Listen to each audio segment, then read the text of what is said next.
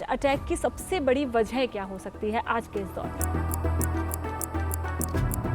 Pressure on the I balls, आंखों को ऐसे जोर से दबाएंगी धड़कन कम करने के लिए, ठंडे पानी से मुंह पे छींटे मारेंगी 2, तो आपको हार्ट अटैक होने का चांस 3 गुना ज़्यादा बढ़ जाता है। अगर आप उंगली से बता सकती हैं कि मुझे यहाँ दर्द हो रहा है, यहाँ दर्द हो रहा है, वो हार्ट का दर्द नहीं है। खाली एस्पिरिन 22% आपके डेथ रेट को कम करेगी। कई लोगों को हार्ट अटैक जिम के अंदर ही आता है during the workout. What is the major reason? या वॉकिंग डिस्टेंस, पहले मैं 3 किलोमीटर चल लेती थी, अब 500 मीटर के बाद मैं हाँफ रही हूँ। तो ये सब चीज़ें जो हैं, this should set the alarm bell ringing कि कोई दिक्कत हो रही है। क्योंकि कहीं ना कहीं स्ट्रेस, एंजाइटी, डिप्रेशन ये भी हार्ट अटैक की वजह हो सकते हैं। हम हार्ट अटैक ज़्यादातर बुजुर्गों की बीमारी जानते हैं। हम हमेशा से यही मानते आए हैं कि ये बुजुर्गों को होता है, बड़े लोगों को होता है, आमतौर पर जो 50 साल की उम्र पार कर जाते हैं उनको होता है। लेकिन आज के इस दौर में 20 से 30 साल के यंगस्टर्स को हार्ट अटैक हो रहा है। एक गंभीर बीमारी बन गई है, एक हेल्थ इमरजेंसी है। आज का युवा वर्कआउट करता है, जिम जाता है, अच्छी खासी चीज़ें खाता है, अपने लाइफस्टाइल पे इतना ध्यान दे रहा है, फिर क्यों हार्ट अटैक के मामले अचानक से इतने ज़्यादा बढ़ जाते हैं? क्या है इसके पीछे की कहानी? किन चीज़ों का रखना है ध्यान? लाइफस्टाइल में क्या चेंजेस करने हैं? क्या हार्ट अटैक की वजह बनती है? और किन किन बातों का ध्यान रखकर आप अपने दिल को सुरक्षित रख सकते हैं? इन्हीं सब चीज़ों के बारे में बात करने के लिए आज हमारे साथ स्टूडियो में मौजूद हैं doctor Amit Bhushan Sharma, director head cardiology, Paras hospital, Gurgaon. आपका बहुत बहुत स्वागत है इंडिया टीवी पर। थैंक यू, नमस्कार। ये एक और चीज़ मैं बोलना चाहूँगी बिफोर स्टार्टिंग द इंटरव्यू कि you all should be there end तक, क्योंकि कहीं ना कहीं इस इंटरव्यू में मेरी जानकारी आपकी और आपके लोगों से जुड़ी, यानी अपनों की जान बचाने में आपकी बहुत मदद करेगा। तो सबसे पहला सवाल मेरा यही होगा कि हार्ट अटैक की सबसे बड़ी वजह क्या हो सकती है आज के इस दौर में? देखिए, हार्ट अटैक की वजह एक होती है जो हम चेंज कर सकते हैं, जो हम परिवर्तन नहीं कर सकते हैं। एक होता है जो बोलते हैं जिसको नॉन मॉडिफाइबल फैक्टर, वो है जेनेटिक्स। अगर आपकी फैमिली हिस्ट्री में हार्ट डिजीज़ है, ज़रूरी नहीं है कि आपके माता पिता को हार्ट डिजीज़ हो, मामा को, चाचा को, किसी को 60 से पहले अगर हार्ट डिजीज़ है तो आपको हार्ट अटैक होने का चांस 3 गुना ज़्यादा बढ़ जाता है। कुछ चीज़ें हैं जिनका हम लोग परिवर्तन कर सकते हैं, which is modifiable factor, lifestyle factors, diabetes major factor है। India is the diabetic capital of the world. High blood pressure, stress, smoking, vaping, recreational drug, depression, loneliness. In fact देखा गया है जो जॉइंट फैमिलीज़ हैं उनमें हार्ट अटैक का protection होता है, न्यूक्लियर फैमिलीज़ में हार्ट अटैक ज़्यादा होते हैं। तो इमोशनल स्ट्रेस कहीं ना कहीं पे बहुत ज़्यादा है। आप देख रहे हैं मैं बिल्कुल अगर पतला हूँ और एक मेरे साथ दूसरा एक आदमी है जो थोड़ा सा हेल्दी है, लेकिन वो मस्त है, ज़्यादा वरी नहीं करता है, तो वो बेटर है as compared to a person जो बिल्कुल पतला है या बहुत ज़्यादा ओवर परफेक्शनिस्ट है, तो वो चीज़ उसको हार्ट अटैक होने का चांस ज़्यादा रहता है। जेनेटिक्स या लाइफस्टाइल, हार्ट अटैक किस वजह से, दोनों अगर रीजंस हम देखें, आपने जैसे अभी बताया कि अगर आपके परिवार में किसी को हुआ है तो शायद आपके पास ज़्यादा आपके ऊपर रहता है कि आपको भी हार्ट अटैक जैसा गंभीर बीमारी से आपको भी शायद सामना करना पड़ सकता है। पर अगर लाइफस्टाइल की हम बात करें तो इन दैट सिचुएशन, लाइफस्टाइल में आप देखिएगा, भारत देश is the diabetic capital of the world, hypertensive capital of the world. यहाँ मैं कास्टिस्ट नहीं होना चाहता हूँ, बट एक पॉपुलेशन है जिसको हम लोग बोलते हैं जैम्स। जे हो गया जैन, ए हो गया अग्रवाल, एम हो गया महेश्वरी, एस हो गया शर्मा। ये जैम्स पॉपुलेशन में maximum incidence of heart attack, brain stroke इसी पॉपुलेशन में पाए जाते हैं। जबकि प्रिडोमिनेंटली ये टी टोटलर्स हैं, ना अल्कोहल का सेवन करते हैं, ना स्मोकर्स हैं, ना नॉन वेजिटेरियंस हैं, ज़्यादातर वेजिटेरियंस हैं, फिर भी मैक्सिमम हार्ट अटैक्स इनको हो रहे हैं। क्यों? क्योंकि ये वेजिटेरियन नाम के वेजिटेरियन हैं। वेजिटेबल के नाम पे फल फ्रूट वेजिटेबल तो है ही नहीं। समोसा, चाट, कचौड़ी, कार्ब्स वो है, हम कार्बिटेरियंस हैं, वेजिटेरियन नहीं है। तो कार्ब्स एक मेजर दुश्मन है हम लोगों का। हमारी डाइट एक कार्बोहाइड्रेट रिच डाइट है, कार्ब इंटेक को कम करना है, गेहूँ चावल को कम करना है। अगर कर सकते हैं बाजरा, ज्वार, रागी, बेसन इज़ अ सेफर ऑप्शन। मोटा मोटा हम लोग जब जिस हिसाब से खाना खाते हैं, हम बोलते हैं ये चपाती है, इसके ऊपर इतनी सब्जी डालिए कि नीचे चपाती ना दिखे। 1 कटोरी सब्जी की जगह 2 कटोरी सब्जी खाइए, 1 कटोरी दाल की जगह 2 कटोरी दाल खाइए। प्रोटीन इंटेक डाइट में बढ़ाइए, पनीर, सोया, न्यूट्री, टोफू, दालें, सब्जी, दलिया। अगर आप नॉन वेजिटेरियन हैं तो eggs, boiled, fried, post, half fried, chicken, fish, वो सब कुछ कुछ क्वांटिटी में खा सकते हैं, क्योंकि ये सब चीज़ें जो है प्रोटीन इंटेक बढ़ाएंगी, कार्ब्स की लालियत को कम करेंगी। कई बार क्या होता है कि एंजाइटी, ठीक है, एसिडिटी, उसमें भी आपकी धड़कन दिल के पास आपको कहीं ना कहीं दर्द होने लगता है। और कई बार ऐसा होता है कि जो स्टार्टिंग के सिम्टम्स होते हैं हार्ट अटैक के, वो भी कुछ इसी तरीके के होते हैं। तो क्या इस वजह से हम अपने जो आम लक्षण हैं, जो हार्ट अटैक के लक्षण हैं, उनको मिस आउट कर जाते हैं बिकॉज ऑफ दिस?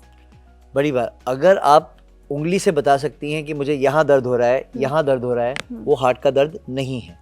हार्ट का दर्द होगा 1 किलो की वजन पूरी छाती पे आएगा, चलेंगे तो बढ़ जाएगा, बैठेंगे तो कम हो जाएगा, गले पे जाएगा, दोनों बाजुओं पे जाएगा, एसी चल रहा है लेकिन आपको पसीना आ रहा है, वो हार्ट डिजीज़ का लक्षण है। एक इंग्लिश में टर्म है एंजाइना। अगर कई पॉपुलेशन है, जैसे महिलाएं हैं, वृद्ध अवस्था में हैं, शुगर के पेशेंट, डायबिटिक पॉपुलेशन है, उनको एंजाइना नहीं होगा क्योंकि दर्द की नसें उनकी सुन हो जाती हैं। उनको खाली घबराहट आना, बेचैनी आना, एसिडिटी होना, गैस होना, वो सोचते हैं कि एसिडिटी गैस है, लेकिन अनफॉर्चुनेटली खुद ही गैस बन जाते हैं। तो इसीलिए गैस अगर है तो रूल आउट करिए, बिकॉज गैस, कई बार सोचते हैं अस्थमा है, सांस की तकलीफ हो रही है, अस्थमा है। अस्थमा या गैस आपको घातक सिद्ध नहीं होगी, लेकिन हार्ट डिजीज़ जो है डेफिनेटली आपकी जानलेवा हो सकती हैं। तो इसीलिए अगर कोई किसी आदमी को 50 साल के बाद सांस की तकलीफ हो रही है, चलने के बाद, थोड़ा चलने के बाद सांस फूल रहा है, तो मत सोचिए कि वो अस्थमा है, सोचिए हार्ट डिजीज़ है। अगर थोड़ा चलने में उसको जो है गैस बन रही है, तो सोचिए कि वो हार्ट डिजीज़ है। कार्डियक अरेस्ट, हार्ट अटैक, इन दो चीज़ों में अक्सर लोग बहुत ज़्यादा कंफ्यूज रहते हैं कि उनके साथ हुआ क्या है।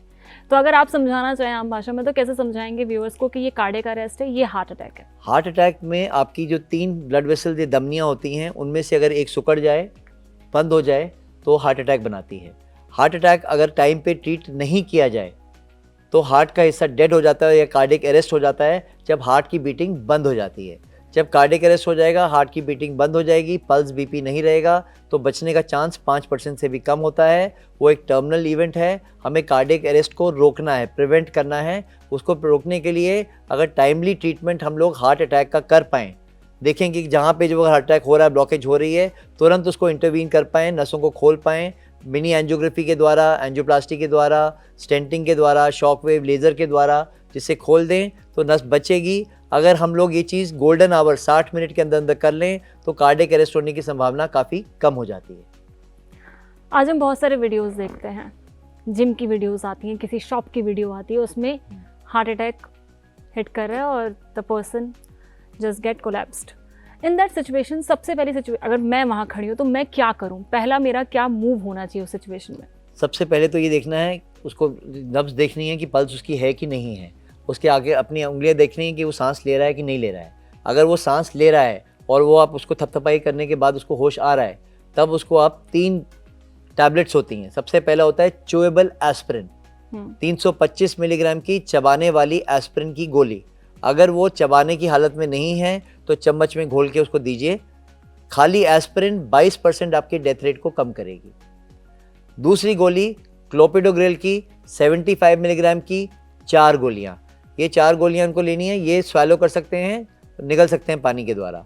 और तीसरी 80 मिलीग्राम्स की एटोरवास्टैटिन। ये 3 गोलियाँ मिलके 44% डेथ रेट को कम करती हैं। यही गोलियाँ हैं जो हॉस्पिटल में इमरजेंसी डॉक्टर आपको देता है जब तक कार्डियोलॉजिस्ट आएगा, तो ये 44% डेथ को कम करेंगी। टाइम इज़ मसल, क्योंकि एक बार हार्ट का मसल डेड हो गया तो कोई भी एज अ कार्डियोलॉजिस्ट, कोई ऐसा कार्डियोलॉजिस्ट नहीं है जो डेड मसल को रिवाइव कर पाए। ऐसे करेगा तो उसको नोबेल प्राइज़ मिलेगा। तब तक टाइम इज़ मसल, एक एक मिनट इसमें क्रूशल होता है। तो इसीलिए आपको ये 3 गोलियां घर में ज़रूर रखिए। इसको बोलते हैं लोडिंग डोज।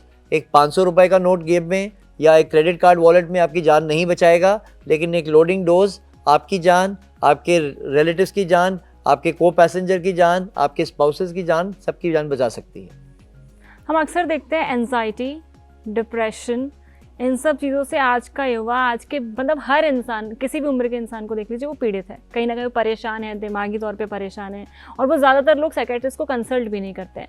तो क्या कहीं ना कहीं स्ट्रेस, एंजाइटी, डिप्रेशन, ये भी हार्ट अटैक की वजह हो सकते हैं?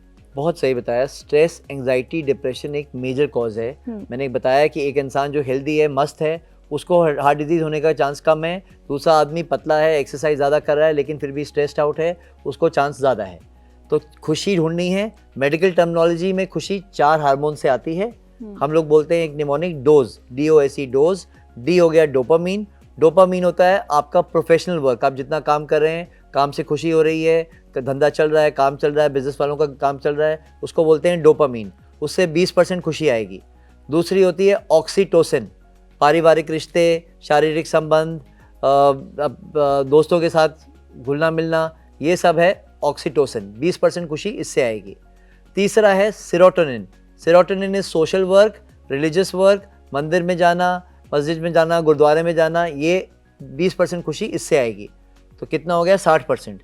अब जो बाकी की 40% खुशी आएगी एंडोर्फिन से, वो है एक्सरसाइज। तो एक्सरसाइज करना बहुत अनिवार्य है। एक्सरसाइज करके आपके हैप्पी हार्मोन सबसे ज़्यादा रिलीज होते हैं। खाली एक्सरसाइज में मतलब नहीं है कि वेट उठाना, वेट 1-2 दिन स्ट्रेंथ ट्रेनिंग कर सकते हैं, बाकी 2-3 दिन आप एरोबिक ट्रेनिंग करिए, pushup, pullup, burpees, cross trainer, Zumba, Pilates, जो भी चाहें करिए, और 1 या 2 दिन योगा, मेडिटेशन, ब्रीदिंग एक्सरसाइजेस ये करिए।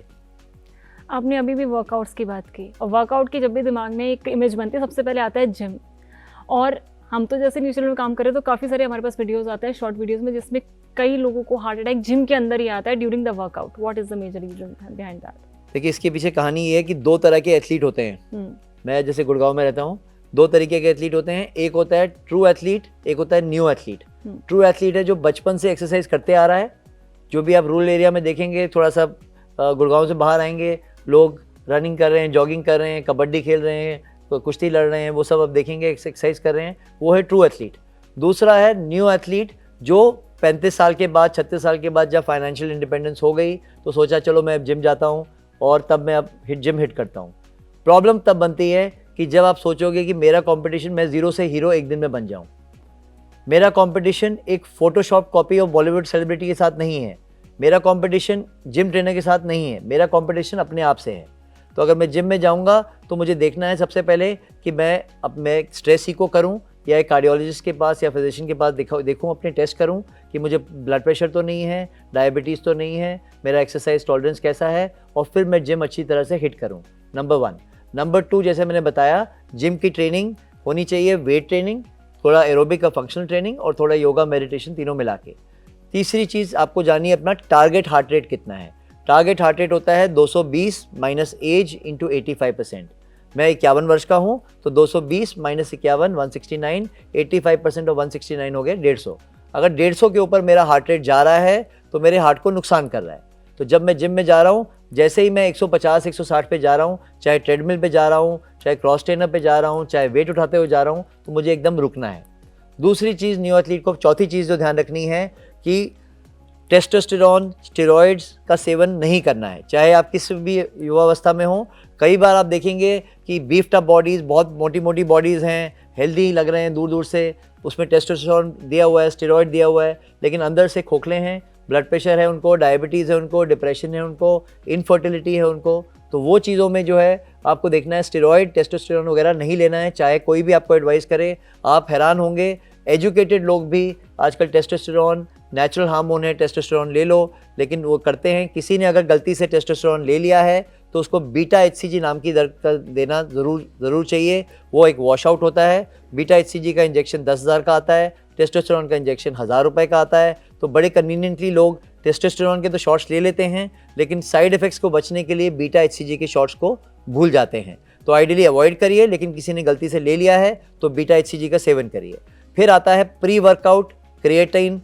प्री वर्कआउट आपको एक बीस्ट मोड में कन्वर्ट कर देता है, आपको दानवीय शक्ति दे देता है, आपको वेट उठाने की क्षमता को बढ़ा देगा, स्टैमिना को बढ़ा देगा। लेकिन अगर आपको बॉर्डर लाइन ब्लड प्रेशर है या डायबिटीज़ है तो प्री वर्कआउट आपके लिए नहीं है। उससे आपका हार्ट रेट बढ़ेगा, BP बढ़ेगा, और सडनली कार्डियोवास्कुलर कोलैप्स हो सकता है। और अगर भगवान ना करे, करने के बाद, प्री वर्कआउट के बाद गलती से आपने अल्कोहल ले लिया, जो रियल लाइफ केसेस में बताता हूँ, जिम जाने के बाद बाहर चले गए, अल्कोहल ले लिया, बियर ले ली, एकदम वाइट झाग निकलेगा, सडन कोलैप्स हो सकते हैं। That is a deadly mix. So do not try to mix pre workout with alcohol, and do not try to take pre workout. आप प्री वर्कआउट बिल्कुल मत लीजिए अगर आप न्यू एथलीट हैं या अगर आपको हाई ब्लड प्रेशर की संभावना है तो। लास्ट है क्रिएटाइन या वे प्रोटीन्स। वे प्रोटीन्स बड़ी बड़ी कंपनीज के इंटरनेशनल नामी गिनामी वे प्रोटीन्स में भी आप देखेंगे शुगर लिखा होता है, शुगर फ्री, लेकिन फिर भी शुगर और कोलेस्ट्रॉल बढ़ती है। तो वो वे प्रोटीन्स बड़े ध्यान से देखें कौन सी कंपनी ले रहे हैं और उस चीज़ को भी magic is in the moderation, ध्यान से लीजिए कितना ले रहे हैं। नेचुरल प्रोटीन, सत्तू हो गया, बेसन हो गया, दे आर बेटर सोर्सेज। अगर आप और कुछ नहीं है तो सोया प्रोटीन्स आर बेटर सोर्सेज, वो चीज़ लेने का सेवन करिए। हम अभी अभी बहुत सारी चीज़ों पे बात कर चुके हैं, जैसे कि वे प्रोटीन की बात करी आपने, जिम की बात की, वर्कआउट की बात की। अब अगर हम जेंडर पे आ जाएं कि हम लोग अगर मेल्स में देखें तो जल्दी डिटेक्ट हो जाता है, फीमेल में इतना टाइम क्यों लग जाता है? महिलाओं को लेकर के अक्सर हार्ट अटैक की जो गंभीरता है वहाँ हम लोग डिटेक्ट क्यों नहीं कर पाते इतनी आसानी से? फीमेल्स को जैसे मैंने बताया, उनको एक पहले स्टैंडर्ड टीचिंग थी कि लेडीज़ को जब तक माहवारी आ रही है, मेंसेस आ रहे हैं, तब तक हार्मोन्स की वजह से बचाव है। और जैसे ही हार्मोन्स ख़त्म होते हैं 45-50 के बाद, उसके बाद जितना मर्दों को रिस्क होता है उतना लेडीज़ को होता है। पर ये भावना अभी चेंज हो रही है। अभी रिसेंटली देखेंगे काफ़ी सेलिब्रिटी डेथ्स हुई। अभी आप देखेंगे शिफाली जरीवाला जी की डेथ हुई थी जो 45 के नीचे थी। तो ये चीज़ अब चेंज हो रही है धारणा, क्योंकि लाइफस्टाइल चेंजेस हिट हो रहे हैं, हार्मोन प्रोटेक्शन जा रही है, smoking is a major factor, polycystic ovary disease है, हार्मोनल सप्लीमेंट्स लिए जा रहे हैं। तो ये सब चीज़ें जो हैं आपको जो बचाव, जो नेचुरल बचाव है, उसको चीज़ को वो ख़राब कर देती हैं। और जितना रिस्क फैक्टर मेल्स को होता है उतना लेडीज़ को होता है। दूसरा, लेडीज़ को कई बार हार्ट में दर्द नहीं होगी, दर्द की नसें सुन होती हैं, तो उनको खाली घबराहट होना, बेचैनी होना, धड़कन तेज़ हो जाना, पैल्पिटेशंस हो जाना, वो एक लक्षण होता है कि मेरी एकदम धड़कन तेज़ हो गई, 150-160 हो गई। वो भी कई सिम्टम होते हैं हार्ट डिजीज़ होने के। बीपी फ्लक्चुएट कर रहा है, वो भी एक सिम्टम होता है हार्ट डिजीज़ होने का। और अगर भगवान न करे आपको डायबिटीज़ भी है तो और सोने पे सुहागा, तब तो कुछ आपको वार्निंग आएगी नहीं और साइलेंट अटैक हो सकता है। तो इन सब चीज़ों में बहुत जानना ज़रूरी है कि अगर ये सब चीज़ें अगर फ्लक्चुएट कर रही हैं, बीपी, मैंने जैसे बताया 4 numbers, BP, pulse, fasting blood sugar और वॉकिंग डिस्टेंस, ये चारों में अगर अंतर आ रहा है, बीपी अगर आपका 120/80 से ऊपर जा रहा है या फ्लक्चुएट हो रहा है, पल्स रेट आपकी 60-70 के ऊपर जा रही है, फ्लक्चुएट हो रही है, या तीसरा फास्टिंग ब्लड शुगर 100 के नीचे होनी चाहिए और खाने के बाद 140 के आसपास होनी चाहिए, वो फ्लक्चुएट हो रही है, या वॉकिंग डिस्टेंस, पहले मैं 3 किलोमीटर चल लेती थी, अब 500 मीटर के बाद मैं हाँफ रही हूँ। तो ये सब चीज़ें जो हैं, this should set the alarm bell ringing कि कोई दिक्कत हो रही है, मैं तुरंत अपने डॉक्टर के पास जाऊँ और उसको दिखाऊँ, इससे पहले कि मेरे को हार्ट अटैक आए।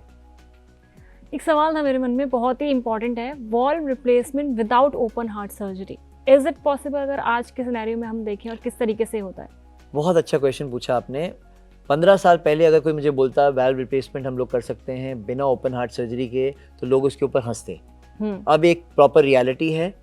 2015-16 में हम लोगों ने ट्रीटमेंट शुरू किया था। अब इसको बोलते हैं TAVR, transcatheter valve replacement. Open heart surgery के बिना हम लोग वाल्व को बदली कर सकते हैं, माइट्रा क्लिप कर सकते हैं। इन सब में कोई काटा पीटी इधर नहीं होगी, कोई एनेस्थीसिया नहीं होगा, जो भी जाएगा, कोई सूचर्स नहीं लगेंगे, कोई स्टिचेस नहीं लगेंगे। हम जैसे एंजियोप्लास्टी करते हैं, पाँव के ज़रिए जाएंगे और वहीं से हम लोग कर देंगे, और वाल्व रिप्लेसमेंट के बाद 24 से 48 घंटे में हम लोग पेशेंट को डिस्चार्ज कर सकते हैं। तो एक रियलिटी है। इतनी ये पहले जो है ये पद्धति बहुत महंगी होती थी इंडिया में। 2015-16 में सरकार ने जाना कि इसकी क्या यूटिलिटी है, और 2019 से जितनी भी पैनल्स हैं, एक्स आर्मी पैनल्स हैं, सेंट्रल गवर्नमेंट पैनल्स हैं, दिल्ली गवर्नमेंट पैनल्स हैं, उन सब में सरकार ये पद्धति को, वाल्व रिप्लेसमेंट टैवर को जो है फ्री ऑफ कॉस्ट करती है इन ऑल द पैनल्स। अभी हमने जैसे कि वाल्व रिप्लेसमेंट की बात की। इसके अलावा अगर हम बात करें तो क्या क्या तरीके हैं इलाज करने के? क्या open heart surgery, valve replacement, और क्या क्या तरीके हैं?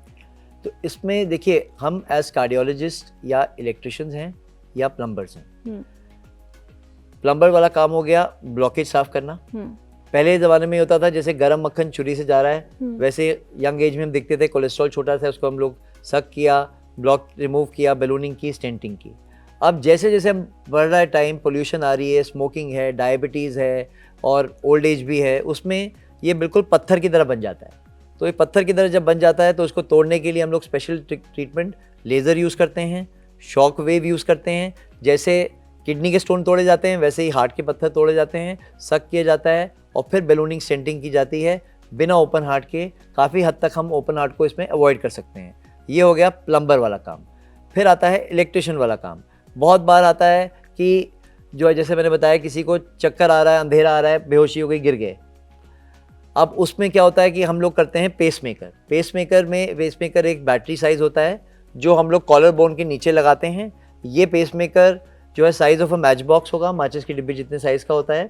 अब हमारे पास पेसमेकर छोटे छोटे आते हैं जो विटामिन सी कैप्सूल जैसे हैं, ये हम पैर के ज़रिए डाल सकते हैं, कोई इसमें कट की ज़रूरत नहीं है और पेशेंट नेक्स्ट डे डिस्चार्ज होता है। फिर तीसरी पद्धति इसमें होती है कि किसी को धड़कन हो रही है, लेडी महिला आ रही है, धड़कन मेरी तेज़ हो रही है, मैं क्या करूं? उसके लिए हम तीसरी चीज़ करते हैं, रेडियो फ्रीक्वेंसी एब्लेशन। एक लेज़र के द्वारा जाते हैं, शॉर्ट सर्किट जहां से आ रहा है उसको हमेशा के लिए ख़त्म करते हैं, उसको बोलते हैं रेडियो फ्रीक्वेंसी एब्लेशन।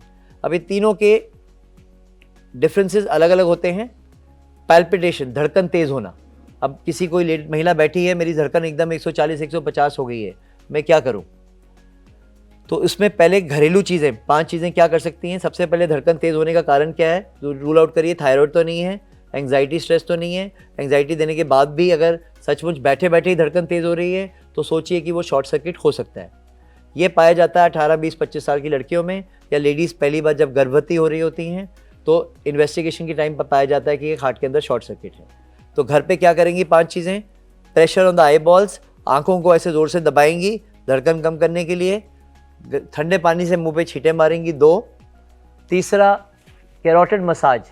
ये अगर आप ध्यान से देखेंगे, ये मेरा एडम्स एप्पल है, राइट साइड या लेफ्ट साइड पे मैं अगर फील करूँगा तो मुझे धड़कन अपनी पल्स महसूस हो रही है, इसको मैं दबाऊँगा, इसको बोलते हैं कैरोटिड साइनस मसाज। दोनों साइड नहीं दबाइएगा, एक साइड दबाइएगा। चौथी चीज़ होती है ज़ोर से खांसी करना, और 5वीं चीज़ होती है जैसे लैट्रिन पे जोर लगाते हैं वैसा जोर लगाना। इन 5 चीज़ों से मेरी धड़कन एकदम कम हो जाएगी और मैं हॉस्पिटल पहुंच पाऊंगा। ये तो हमने अभी भी इलाज की बात कर ली। अब इलाज से पहले होता है टेस्ट करवाना। हर इंसान के पास ऑलमोस्ट सभी लोग जाते हैं कि हर 2-3 महीने में एक फुल बॉडी चेकअप करवा लेते हैं। सवाल ये है कि अगर दिल की बीमारी जांचनी हो, ये जांचना हो कि दिल में कोई दिक्कत तो नहीं है, उस सिचुएशन में कौन कौन से test are very much important to get done जब भी आप फुल बॉडी चेकअप करा रहे हैं? सबसे पहला, फुल बॉडी चेकअप करने से पहले अपने आप हम 4 चीज़ें देखेंगे। नो योर नंबर्स, जो 4 नंबर मैंने आपको पहले बताए, pulse, blood pressure, fasting blood sugar और वॉकिंग डिस्टेंस। ये 4 के बाद फिर हम जाएंगे लैब टेस्ट पे। लैब टेस्ट में जो रेगुलर ब्लड टेस्ट होते हैं सारे, उसमें कोलेस्ट्रॉल का टेस्ट बहुत अहम है।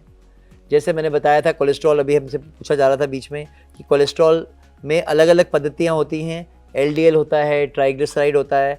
किसी का अगर ट्राइग्लिसराइड बढ़ा हुआ है तो वो तेल की वजह से नहीं है, ट्राइग्लिसराइड बढ़ा हुआ है कार्ब्स की वजह से या मिठाई की वजह से।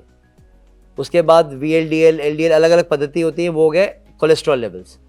तो कोलेस्ट्रॉल लेवल्स में ही एक LP(a) आता है, LPA बोलते हैं, जो साउथ एशियन पॉपुलेशन में कई बार बड़ा होता है। यही कारण है जो साउथ एशियन पॉपुलेशन में हार्ट डिजीज़ होने का चांस 10 साल से 15 साल पहले होता है as compared to western counterparts. तीसरी चीज़ हम करेंगे स्ट्रेस इको, भागने वाला टेस्ट, जिसमें हम साथ साथ इको या अल्ट्रासाउंड करेंगे हार्ट का। कोई भी इंसान जो 40 के नीचे है उसमें हम लोग 2 साल में एक बार करते हैं, अगर 40 के ऊपर है तो साल में एक बार करते हैं। अगर किसी को डायबिटीज़ है या फैमिली हिस्ट्री है तो हमेशा साल में एक बार ये टेस्ट ज़रूर करना चाहिए। भागेंगे तो साथ में आपका देखा जाएगा ECG, heart rate, BP, pulse, demand बढ़ रही है, साथ में सप्लाई बढ़ रही है कि नहीं बढ़ रही है। अगर स्ट्रेस इको में दिक्कत आती है तो फिर हम लोग एक तरीके का एंजियोग्राफी की जांच की बात करते हैं। एंजियोग्राफी CT एंजियोग्राफी हो सकती है, मिनी एंजियोग्राफी हो सकती है, मेजर एंजियोग्राफी हो सकती है। CT एंजियोग्राफी एक बहुत अच्छा टेस्ट है 30 साल से नीचे की आयु में। उसमें एक हम बोलते हैं गुड नेगेटिव प्रेडिक्टिव वैल्यू, यानी बिल्कुल नॉर्मल है तो बिल्कुल नॉर्मल है। बट अगर कोई वही इंसान अगर 50 का है तो CT एंजियो में आपको कन्फ्यूजन ज़्यादा पैदा हो सकती है। वो बताएगा 50% ब्लॉकेज इधर है, कैल्शियम इधर है, तो कन्फ्यूजन ज़्यादा पैदा करेगा और कन्विंस कम करेगा। उस केस में हमें मिनी एंजियोग्राफी करेंगे, और मिनी एंजियोग्राफी या मेजर एंजियोग्राफी उस टेस्ट में करेंगे। फिर एक और टेस्ट होता है CT कैल्शियम स्कोर। अगर कैल्शियम स्कोर ये बताता है आगे चल के आपका हार्ट डिजीज़ होने का या हार्ट अटैक होने का चांस कितना है। CT कैल्शियम स्कोर 0 है तो कोई चांस नहीं, 0 से 10 माइल्ड रिस्क, 10 से 50 मॉडरेट, 50 के ऊपर सीवियर रिस्क। कई सारे लोगों को लगता है, मतलब मैं अपने परिवार में भी लगातार सुनती रहती हूँ, तेल कम खाओ, तेल कम खाओ, तेल ज़्यादा खाओगे तो वो जम जाएगा, हार्ट अटैक होने के चांसेस ज़्यादा है। तो ये जो धारणा है लोगों के मन में कि तेल कम खाओ, मीठा कम खाओ, ये कम खाओ, वो बाहर का मत खाओ, तो वो कहाँ तक सही है? क्या सच में तेल कम खाने से या मीठा कम खाने से या फिर बाहर का बिल्कुल ना खाने से आप हार्ट अटैक से बच सकते हैं? बहुत अच्छा क्वेश्चन पूछा आपने। हम लोग as cardiologist are also members of nutrition society of India. आप सुन के हैरान हो जाएंगी, चाहे हम 5 स्टार होटल से लेके रोड साइड वेंडर पे भी जाएं, सब अपने ऑयल को रीहीट करते हैं। Reheating of the oil is very dangerous. Reheating of the oil से ऑक्सीडेटिव स्ट्रेस बनता है, ब्लॉकेज की संभावना, ब्रेन स्ट्रोक की संभावना, हार्ट स्ट्रोक की संभावना, कैंसर की संभावना बढ़ जाती है। तो reheating of the oil avoid करना है, नंबर 1। दूसरा बड़ी मिसकंसेप्शन है ऑलिव ऑयल के बारे में। ऑलिव ऑयल 3 तरीके का होता है। एक होता है वर्जिन ऑलिव ऑयल, जो बेस्ट है, उसमें उस वर्जिन ऑलिव ऑयल में should be use for salad dressings. उसमें इंडियन कुकिंग नहीं कर सकते। हाँ, मैंने नॉर्मली लोगों को देखा है कि ऑलिव ऑयल के अंदर वो तड़का लगा के बढ़िया सब्जी बना के खा रहे हैं, वो या फिर पराठे सेक रहे हैं उसके वो अंदर। नहीं कर सकते बिकॉज उसका स्मोक पॉइंट कम है और वो डिजेनरेट हो जाता है और वो और हानिकारक हो जाएगा। अब दूसरा तरीके का ऑलिव ऑयल आता है, ऑलिव ऑयल, और तीसरा सबसे जो खतरनाक ऑयल है विच कहते हैं पोमेस ऑयल। ऑलिव ऑयल का जो सबसे लीस्ट फिल्टर्ड प्रोपोर्शन जो है, जिसमें सबसे ज़्यादा केमिकली ट्रीटेड है, वो होता है पोमेस ऑयल। और उसमें नीचे लिखा भी होता है सूटेबल फॉर इंडियन कुकिंग। अच्छा, क्यों? उसमें आप खाना क्योंकि उसमें आप रीहीट कर सकते हो, उसका स्मोक पॉइंट अच्छा है। बाहर के देशों में वो लैम्प ऑयल यूज़ होता है और हमेशा उस पोमेस ऑयल के साथ एक बोतल एक के साथ फ्री मिलती है। तो वो चीज़ आपको अवॉइड करनी है। पोमेस ऑयल बिल्कुल नहीं लेना है आपको, या ऑलिव ऑयल का जो लीस्ट फ्रैक्शनेटेड वॉल्यूम जो इसको पोमेस ऑयल बोलते हैं वो नहीं लेना है आपको। देसी घी ले सकते हैं, unrefined groundnut oil, mustard oil, तिल का तेल, ये सब ले सकते हैं आप। तो mixture of oils, omega 3 omega 6 का मिक्सचर, अपने ऑयल्स को मिक्स करते रहिए। कभी ओमेगा 3 लेंगे, कभी ओमेगा 6 लेंगे। आप रीहीटिंग ऑफ द ऑयल्स को अवॉइड करिए और ऑलिव ऑयल के साथ खाली सैलड्स को ड्रेसिंग में यूज़ करिए, इंडियन कुकिंग में यूज़ ना करें। और कोशिश करिए अपनी वेजिटेबल्स को ओवर हीट ना करें। हम कहते हैं हम अपनी सब्जियों का खून कर देते हैं, वो नहीं होना चाहिए। काफ़ी सारे व्यूअर्स हैं जो इस वक्त अभी आपको देख रहे होंगे and they all want to know, क्योंकि आप खुद एक कार्डियोलॉजिस्ट, एक प्रोफेशनल हैं। So many people want to know कि कुछ ऐसी चीज़ें होती है जिन्हें ध्यान में रखने से काफ़ी हद तक आप अपने आप को हार्ट अटैक या फिर किसी भी हार्ट डिजीज़ से बचा सकते हैं।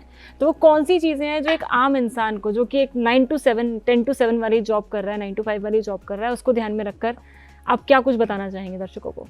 देखिए, सबसे पहले तो 1 घंटा अपने लिए आपको ज़रूर देना है। 1 घंटे में आप चाहे आप मसल स्ट्रेंथ ट्रेनिंग करिए 2 दिन, 3 से 4 दिन आप एरोबिक स्ट्रेंथ ट्रेनिंग करिए, रनिंग, जॉगिंग, वॉकिंग करिए। तीसरे दिन बाकी तीसरा part yoga, meditation, breathing exercises ध्यान लगाइए। तीनों चीज़ें मिक्सचर बहुत ज़रूरी है। आप बोलो खाली मैं रनिंग करूँगा, आपके जॉइंट्स घुटने घिस जाएंगे, क्योंकि घुटने घिस जाएंगे। जो भी आपके एंटी ग्रेविटी मसल्स हैं वो बहुत ज़रूरी है स्ट्रॉन्ग होना। एक कहावत है कि longevity of life is dependent upon your legs. तो लेग मसल्स को स्ट्रॉन्ग करना, आगे के मसल्स को क्वाड्रिसेप्स, पीछे को हैम्स, और लेग मसल्स को गैस्ट्रॉक कहते हैं। ये 3 मसल्स को स्ट्रॉन्ग ज़रूर करिए। 70 साल की महिला भी होगी, वो बोलेगी बेटा मेरे घुटने काम नहीं कर रहे हैं, मैं क्या करूं? तो उनको मेरा ये है कि भाई घुटने काम नहीं कर रहे हैं, आपका मुकाबला अपने आप से है। आज आप 100 कदम चल रही हैं, कल 200 कदम चलिए। दूसरा, आपको मसल स्ट्रेंथ ट्रेनिंग की ज़्यादा ज़रूरत है as compared to a young population.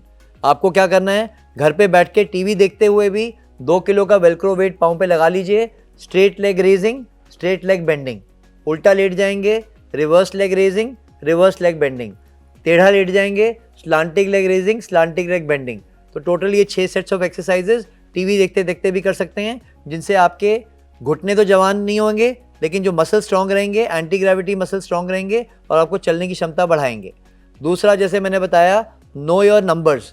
4 number बहुत ज़रूरी हैं। ये 4 नंबर 256 लैब टेस्ट से ज़्यादा ज़रूरी हैं। Pulse, blood pressure, fasting blood sugar and walking distance अगर आप 50 के ऊपर हैं, रनिंग डिस्टेंस अगर आप 50 के नीचे हैं। तीसरी चीज़, 80% of the abs are made in the kitchen.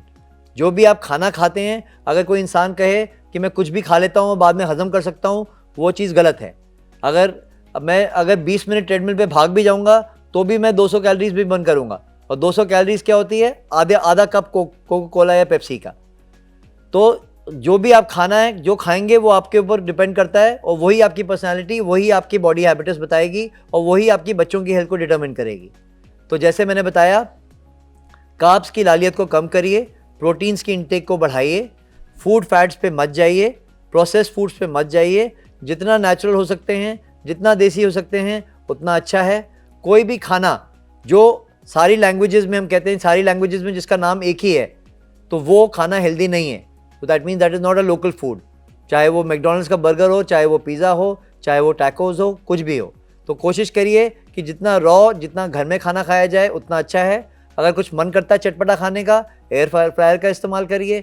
कुछ मन करता है खाने का, magic is in the moderation. अगर आप चिकन फिश वगैरह लेते हैं, पूरा मुर्गा मत फाड़िए, 200 ग्राम चिकन काफ़ी है। फ़िश लेते हैं 100 ग्राम फ़िश काफ़ी है। पनीर लेते हैं 50 ग्राम पनीर काफ़ी है। हर चीज़ को मॉडरेशन में एंजॉय करिए और लाइफ को जिए। Thank you so much doctor Amit, आपने बहुत सारी इन्फॉर्मेशन दी कि किन चीज़ों का ध्यान रखना है। Even if you are working out, आप यंगस्टर हैं, आप ओल्ड एज में हैं, किन किन बातों का ध्यान रख के आप अपने दिल को सुरक्षित रख सकते हैं, क्योंकि ये बहुत ज़रूरी ऑर्गन हो जाता है और इसका ध्यान रखना बहुत ज़्यादा ज़रूरी हो जाता है। आपने बहुत सारी इन्फॉर्मेशन दी हमारे दर्शकों को, थैंक्स अ लॉट। ऐसे और भी तमाम इंटरव्यूज़, तमाम जानकारियाँ हम आपके लिए ऐसे ही लाते रहेंगे। जुड़े रहिए इंडिया टीवी के साथ।